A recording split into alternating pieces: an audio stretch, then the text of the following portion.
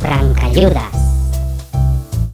Hola, en la clase de hoy día vamos a estudiar las 3 leyes de Newton, vamos a hacer la explicación y vamos a poner unos ejemplos. Bueno, primero vamos a hacer una breve introducción sobre lo que significan las leyes de Newton, porque las leyes de Newton vienen a ser un conocimiento fundamental para lo que se llama hoy en día la física clásica, y en especial de una rama de la física que se llama la mecánica, que a su vez está subdividida en 2 partes, la una es la estática y la dinámica. Entonces, vamos a hacer una reseña muy breve de quién fue Newton, ¿ya? Y a finales de ese mismo siglo, Newton escribe un texto que es considerado hoy en día como uno de los más grandes, más importantes documentos científicos en la historia de la ciencia, que se llama Los Principios, o Principios, diríamos en español, Principios de Filosofía Natural.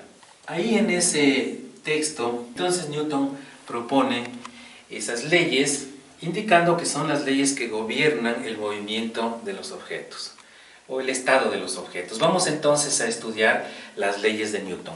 Bueno, en los escritos de Newton figuran como tales, como leyes, ¿no es cierto? Pero hoy en día ya la reorganización del conocimiento científico ya no les da esa categoría. La reconoce, sí, la categoría de leyes, que es una gran categoría en la ciencia, ¿no es cierto? Por una cuestión histórica, ¿no es cierto? Y muy merecida, por cierto, a este gran personaje llamado Isaac Newton. Se dice hoy en día, en la actualidad, que si hay 3 físicos en toda la historia, el número 1 es Newton, ¿ya? Bueno, veamos de qué se tratan las leyes de Newton. Hoy en día decía que estas leyes de Newton, que se las conocía como leyes, ahora se las conoce como principios. Entonces empecemos. La primera sería, bueno, la tercera ley de Newton. Hoy en día se conoce como el principio de acción y reacción, de acción y reacción. Y se empieza a estudiar por ahí, es decir, por una cuestión histórica es que tiene este número 3, pero hoy en día ya es conocido de que es preferible empezar a aprender por la tercera, que hoy en día es el primer principio, el principio de acción y reacción. ¿De qué se trata este principio? A ver, vamos a explicarlo de la siguiente manera. Bueno, primero hay que decir que la explicación que voy a hacer va a ser para las fuerzas de contacto. Pero no todas las fuerzas, claro, son de contactos. También opera allí el principio de acción y reacción. Pero es más fácil entenderlo con las fuerzas de contacto. Miren, si tenemos en algún lugar del universo un objeto, vamos a llamar el objeto 1, que contacta con el objeto 2, contacta, ¿no es cierto? Es decir, interactúa con él de manera física, mecánica. Entonces, ¿qué es lo que pasa? Que el objeto 1 siente una fuerza que viene desde acá, ¿ya? Esa fuerza la percibe el objeto 1, percibe entre comillas, ¿no? Le vamos a poner la fuerza que percibe el objeto 1, slash 2 le pongo, a causa del objeto 2. Vamos a usar esa notación. Y claro, esto es un vector. Ahora, ¿qué pasa desde el punto de vista del objeto 2? El objeto 2, en cambio, percibe también él una fuerza, esta de acá. Y esta es la fuerza que actúa sobre el objeto 2 debido al contacto con el objeto 1. Ahora, si analizamos esas 2 fuerzas, nos damos cuenta de una particularidad. Primero, esas 2 fuerzas están montadas sobre una misma línea, es decir, no es que la una está por aquí y la otra por allá, lo cual sería extraño, ¿no es cierto? Sino que las 2 fuerzas tienen la misma dirección, ¿ya? Y además que el tamaño, fíjense, lo que mide de aquí a acá, mide también de aquí a acá, el tamaño es el mismo. Lo cual nos lleva, esto es una cuestión experimental, ¿no es cierto? Siempre que existe una fuerza por un lado, debe existir otra fuerza por el otro lado que está compensando la acción anterior. Entonces a la una, cualquiera de las 2, ¿sí?, se le llama la fuerza de acción. Esta, digamos que fuese la fuerza de acción y la otra la fuerza de reacción. Entonces ahora podemos ya mencionarlo, el principio de acción y reacción vendría a decirse de la manera siguiente.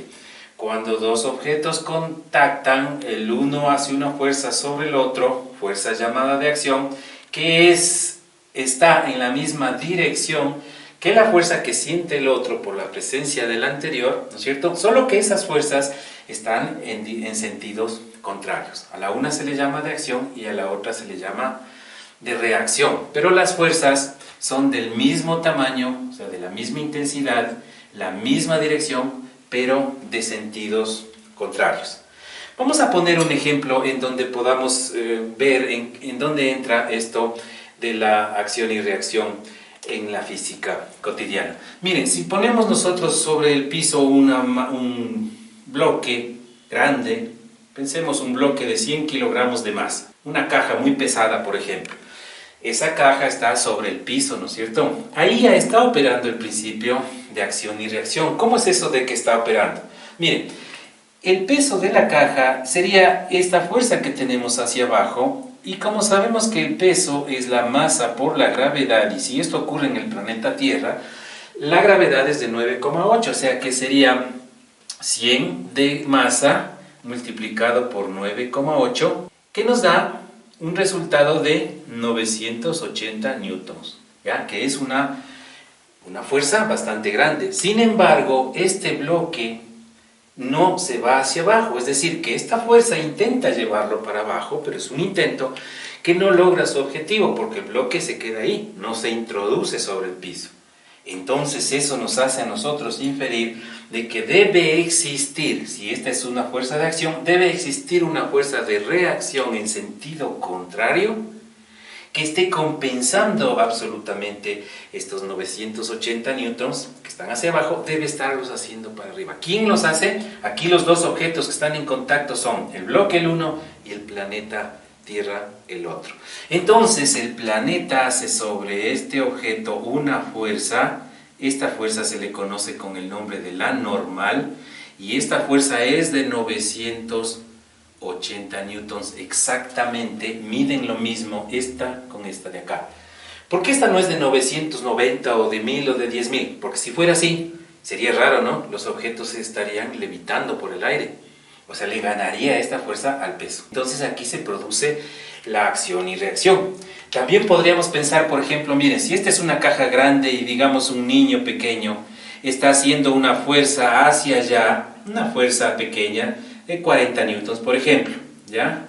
¿Qué dicen ustedes? ¿Será que esa fuerza es suficiente para que ese bloque grande, que puede ser entendido, visualizado como una refrigeradora sobre el piso, por ejemplo, de las grandes, ¿será que se mueve e inmediatamente se aplica la fuerza a este niño? No.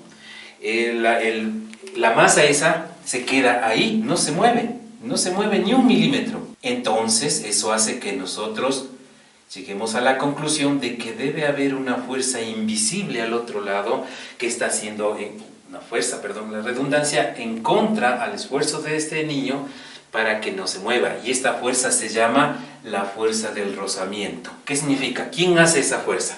Esa fuerza la hace aquí. Hay un fenómeno físico-químico que ocurre, y este fenómeno produce entonces la aparición de esta fuerza de rozamiento. Aquí también tenemos una pareja de acción y reacción, ¿sí? La fuerza que hace el niño produce esta acción, y cuando el niño deja de hacer la fuerza, también automáticamente el rozamiento deja de actuar.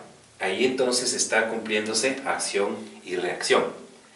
Podemos poner un ejemplo siguiente también para mencionar esto. Miren, vamos a suponer un problema como el siguiente. Veamos cómo sería la figura.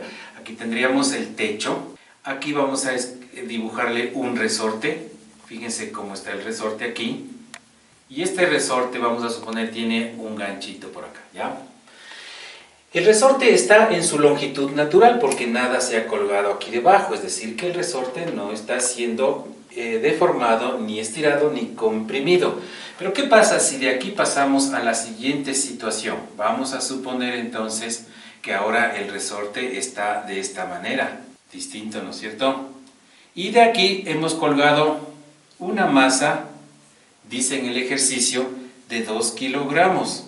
y entonces el resorte se ha deformado. Pero ¿cuál será la diferencia? Tomemos este punto como referencia. Entonces, desde aquí hasta acá, ¿cuál habrá sido esta deformación de resorte? ¿Cuántos centímetros habrá sido la deformación? Nos damos, hay un dato más del problema que sería, digamos que la constante de deformación del resorte es de 100 newtons sobre metro, ¿ya? Y pasamos entonces a resolver el problema.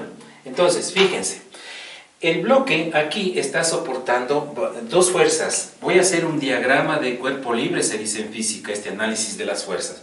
Cuando nos preguntamos, vamos a ponerle aquí este puntito va a representar el bloque. Cuando nos preguntamos qué fuerzas están actuando sobre el bloque, encontramos que el bloque, claro, como todo objeto, tiene un peso, ¿no es cierto?, que intenta llevarlo hacia el centro del planeta Tierra, y ese peso es igual a masa por gravedad, que en este caso sería igual a 2 veces, 2 porque 2 es la masa, 9,8, que nos da que el peso es igual a 19,6 newton, ¿ya? Pero el bloque, miren, no es que este bloque, no sucede que el bloque se va para abajo, ¿no es cierto? Tampoco se va para arriba, realmente no se va para ningún lado. Pero ¿cómo es que no, el bloque no se va para abajo si es que existe esta fuerza del peso? Ahí entendemos que debe existir otra fuerza que está haciendo su trabajo hacia arriba, porque de no existirla, este bloque no tendría razón para quedarse aquí, existiéndose el peso. Entonces la fuerza, la voy a dibujar aquí con rojo, esa fuerza que tiene que estar en la misma dirección, pero con sentido, o sea, apuntando al otro lado. ¿Y cómo le llamaríamos? Antes era la normal, ¿no es cierto? Porque esa es típica de una superficie en contacto. Pero ahora esta fuerza se le suele llamar la fuerza elástica de un resorte, digamos así, F sub E. Pero recordemos que la fuerza elástica de un resorte es igual a K por deformación. Esta es la fórmula de Hooke, algunos le llaman la ley de Hooke, ¿ya? La fuerza elástica es igual a K por deformación.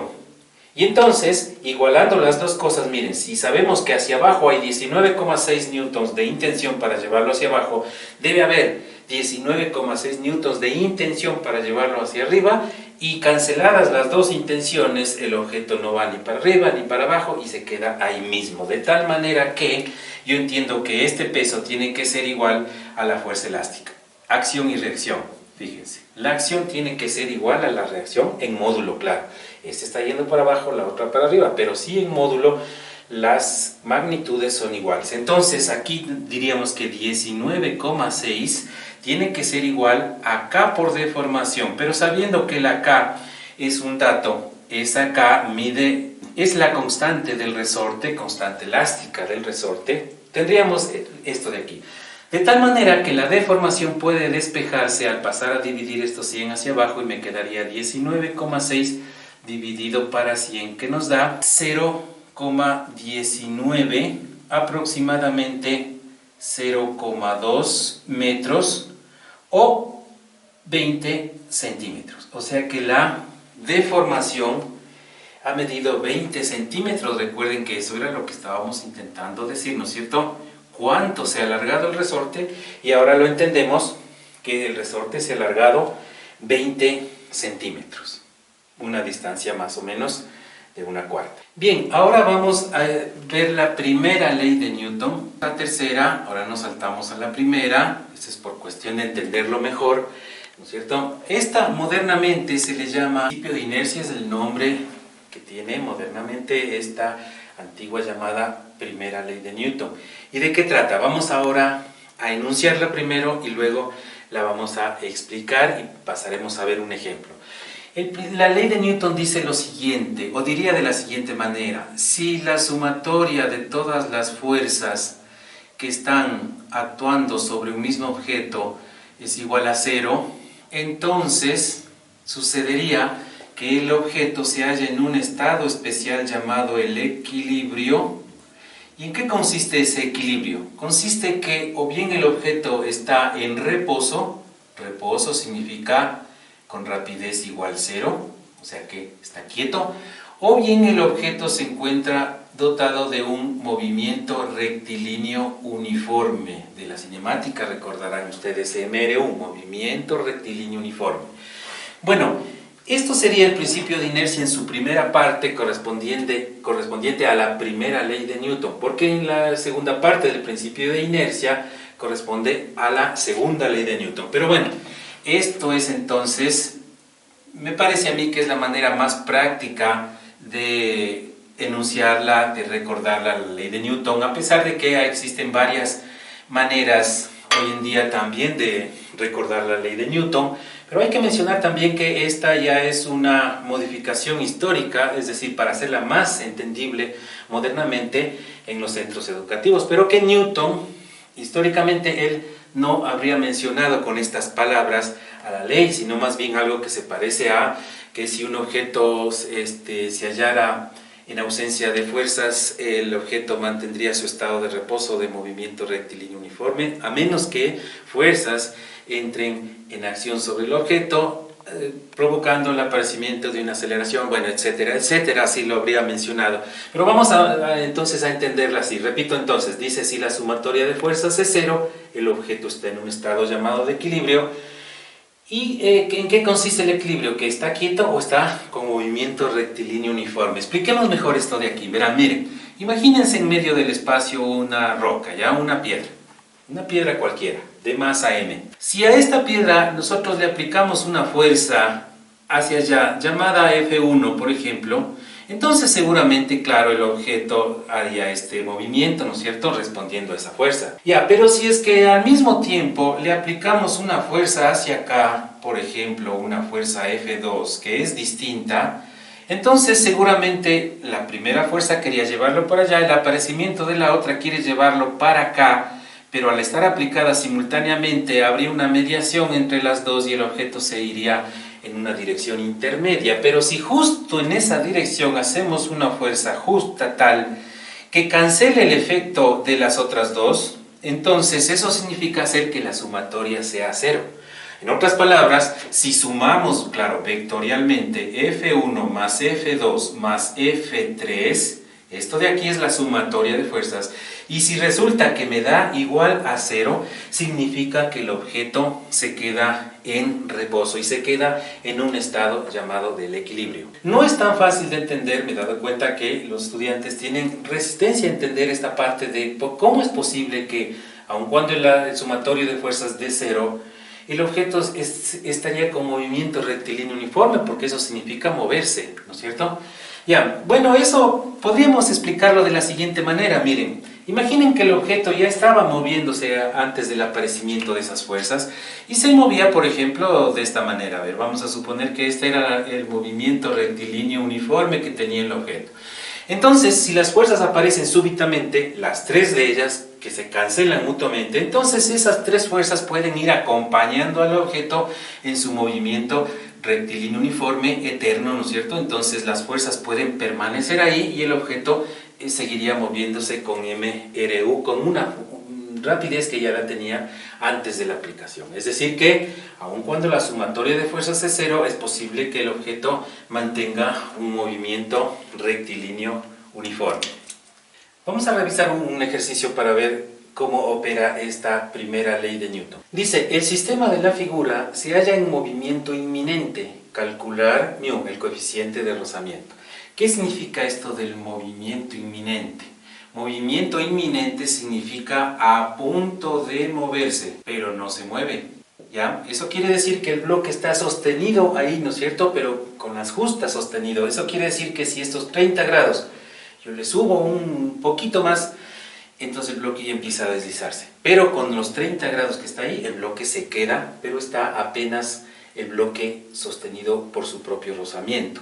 Y nos pide encontrar cuál sería el coeficiente de rozamiento, que claro, ese vendría a ser el coeficiente de rozamiento mínimo para que se logre sostener el bloque ahí. Bueno, veamos entonces cómo opera la situación, ¿no es cierto? Vamos a hacer el diagrama de cuerpo libre para el bloque, que tendríamos de la siguiente manera. Voy a hacer una línea que va a representar el bloque, perdón, va a representar el plano, ¿no es cierto? Y sobre este vamos a dibujar el peso primero, repito que representa al bloque, ¿ya? Entonces el peso, y vamos a poner el valor del peso.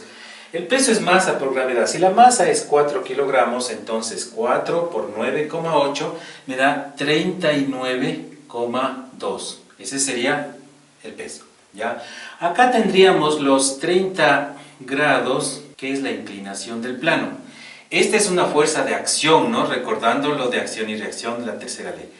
Y como reacción está la normal. Que a propósito, miren, los diagramas de cuerpo libre se sugiere, se recomienda irlos dibujando en ese orden, ¿no? Acción primero y reacción después. Solamente por guardar un orden, ¿ya? ¿Qué más tenemos? ¿Qué fuerza más está actuando sobre el bloque? Ya actuó el peso y como reacción salió la normal. No hay ninguna otra fuerza visiblemente que alguien está operando sobre ese bloque, ¿no es cierto? Así que el bloque está a punto de irse hacia abajo del plano. Claro, no sería, sería más bien raro que el bloque esté a punto de irse hacia arriba, ¿no? ¿Por qué razón? Tendría que estar a punto de irse para abajo por gravedad. Entonces, eso quiere decir que la fuerza de rozamiento está en contra de esa intención del movimiento y entonces la dibujamos aquí, fuerza de rozamiento.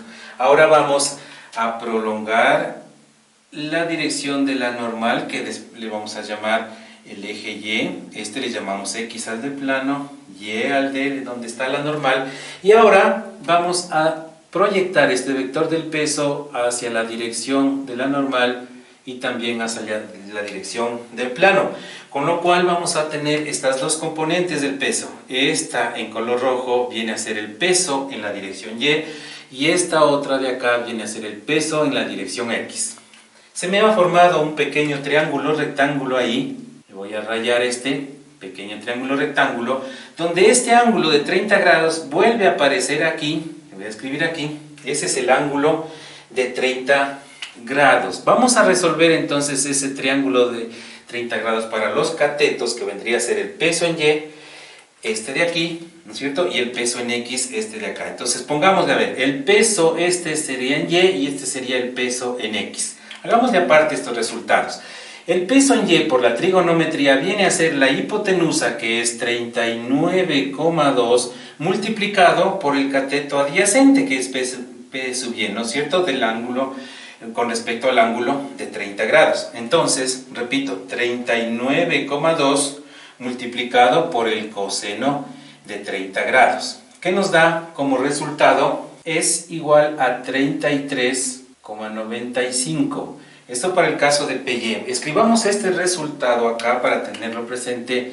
P sub Y es 33,95. Vamos ahora con P sub X. P sub X es por el contrario 39,2 por el seno, o sea, difiere en esto, ¿no? Por el seno, difiere del anterior, digo, ahora es el seno de 30 grados. ¿Qué nos da como resultado?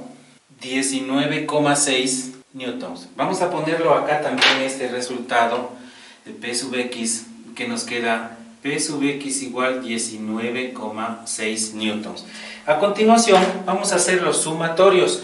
Ahora, ¿cómo es esto de sumatorios? Si la ley de Newton dice que la suma de fuerzas, sí, pero vamos a hacer una suma de fuerzas en un sentido y luego suma de fuerzas en un sentido perpendicular. Eso es por hacerlo ordenadamente. En el un sentido va a ser el eje del plano y el otro sentido va a ser el eje perpendicular. Por costumbre comenzamos por el sumatorio de fuerzas en Y, que viene a ser lo siguiente. Veamos, en Y tendríamos que la normal hacia arriba menos la fuerza hacia abajo, esta de 33,95, que era una componente del peso, y esta sumatoria tiene que darme igual a 0. ¿Por qué razón tiene que darme igual a 0? Porque estoy aplicando la ley de Newton, que dice que si es que las fuerzas se cancelan, ¿no es cierto?, el objeto está en equilibrio. Y sabemos que este bloque, según lo que dice el problema, está ahí quietito, ¿no es cierto? Entonces está en equilibrio, por lo tanto la suma de fuerzas me da 0.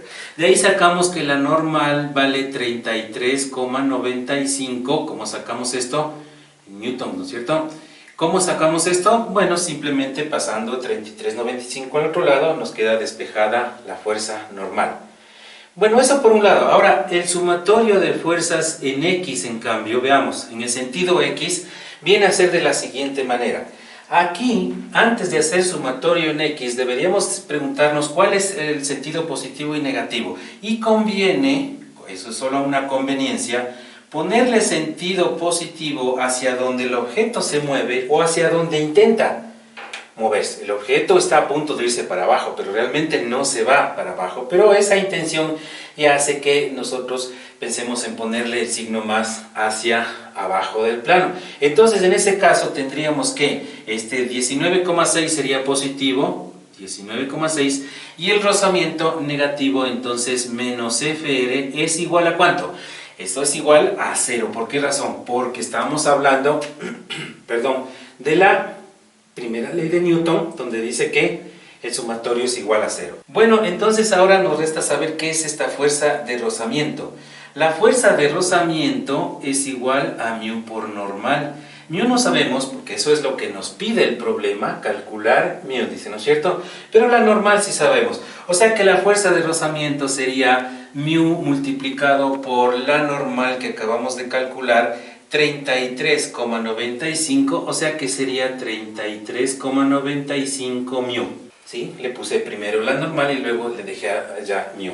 Bueno, este resultado lo voy a reemplazar ahí en fuerza de rozamiento y me queda 19,6 menos 33,95 es igual a 0, perdón, 33,95 μ, eso es igual a 0, y entonces de ahí μ pasa al otro lado, sería 19,6 igual, pasando todo este término al otro lado, nos quedaría positivo 33,95 μ, de donde ahora este 33,95 lo voy a pasar a dividir al otro lado. Finalmente llegamos a la respuesta que μ es igual a 19,6 dividido para 33,95, que nos da que es igual a 0,58 adimensional. Este es entonces el coeficiente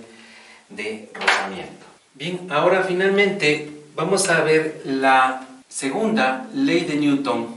Vamos a ver de qué se trata. La segunda ley de Newton viene a ser un complemento de la primera ley de Newton. Porque la primera ley de Newton, recuerden, decía que si la sumatoria de fuerzas es igual a 0, el objeto está en equilibrio. Pero ahora vamos a ver qué pasa si la sumatoria de fuerzas no es igual a 0.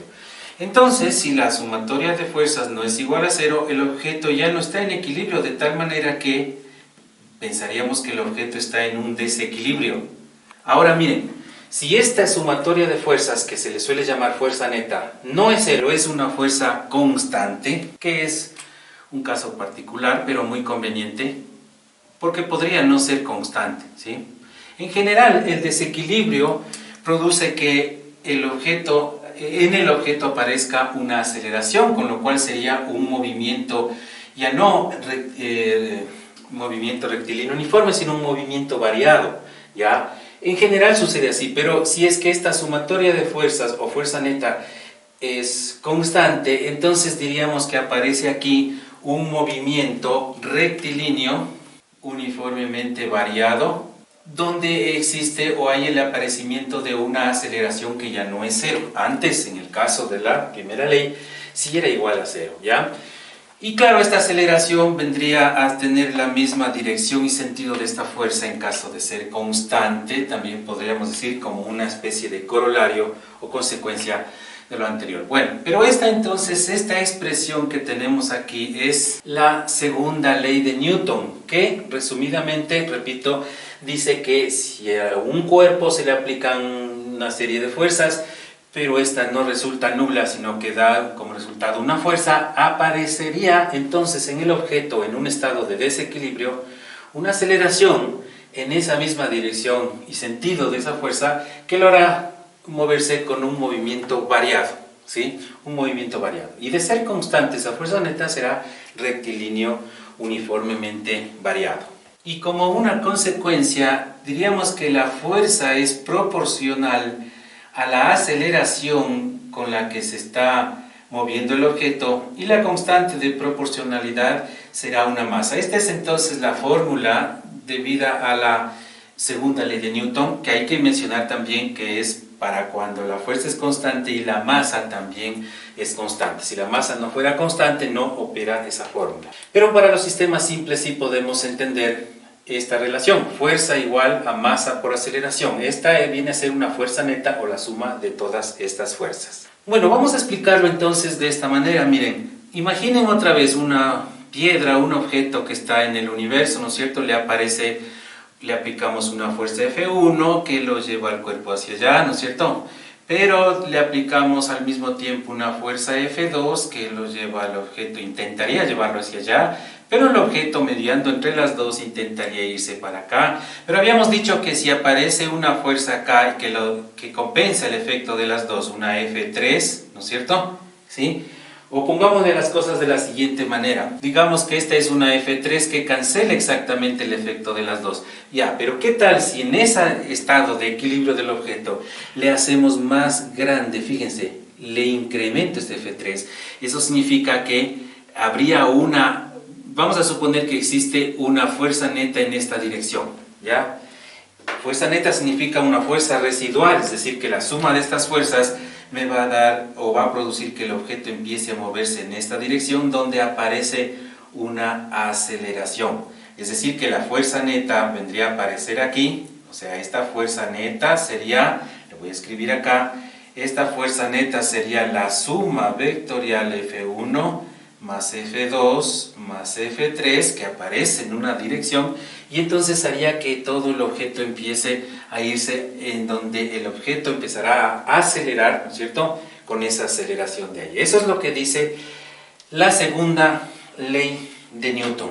Bien, finalmente para mostrar cómo opera esta segunda ley de Newton tenemos el siguiente ejemplo. Dice, la fuerza F mueve al bloque de la figura a partir del reposo. Calcular su aceleración. Bueno, aquí vemos entonces un bloque, una fuerza que está siendo aplicada, ¿sí? Y entonces lo que va a lograr sobre este bloque es una aceleración. ¿Por qué razón entendemos que esto va a ocurrir así?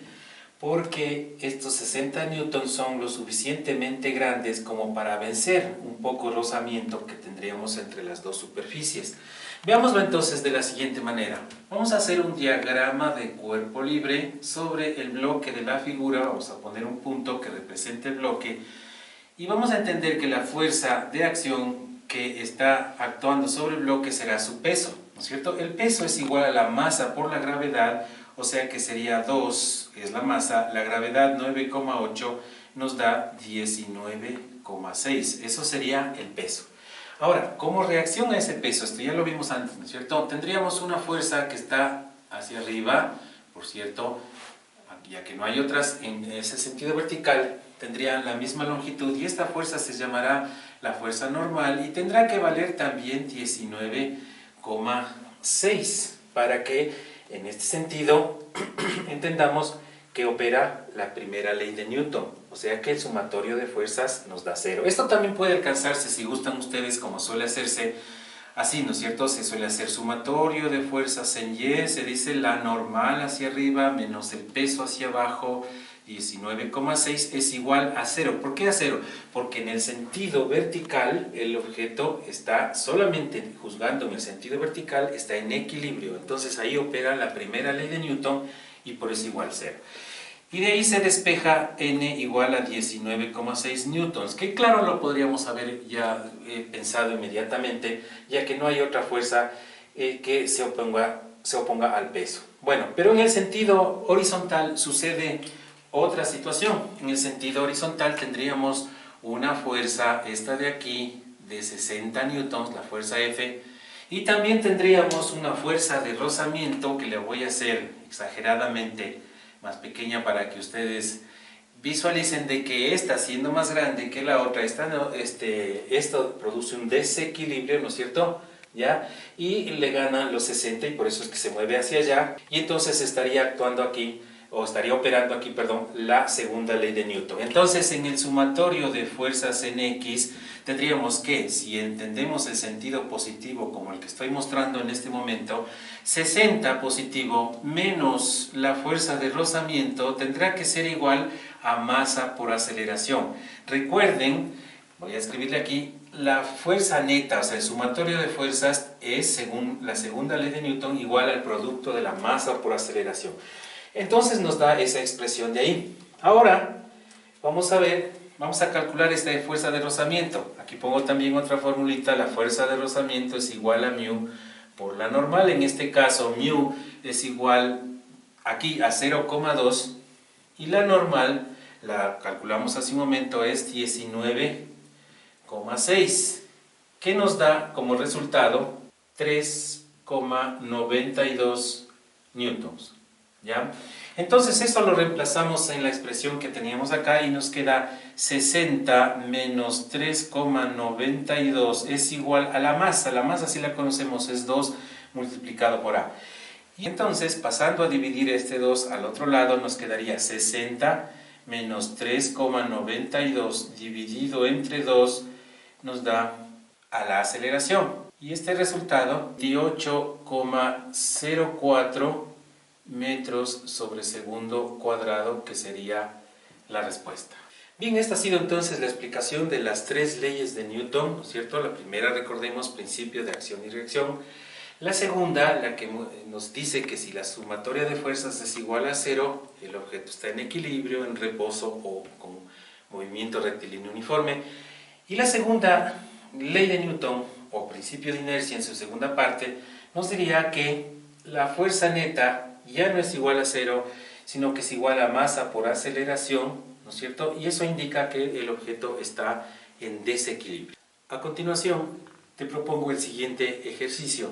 Dice, el bloque de la figura se abandona en reposo sobre el plano. Calcular su aceleración. En este momento puedes pausar el video y luego de obtener tus respuestas puedes compararla con la respuesta que voy a escribir a continuación. La respuesta correcta es 8 metros sobre segundo cuadrado. Bien, espero que te haya servido este video y nos vemos en el próximo.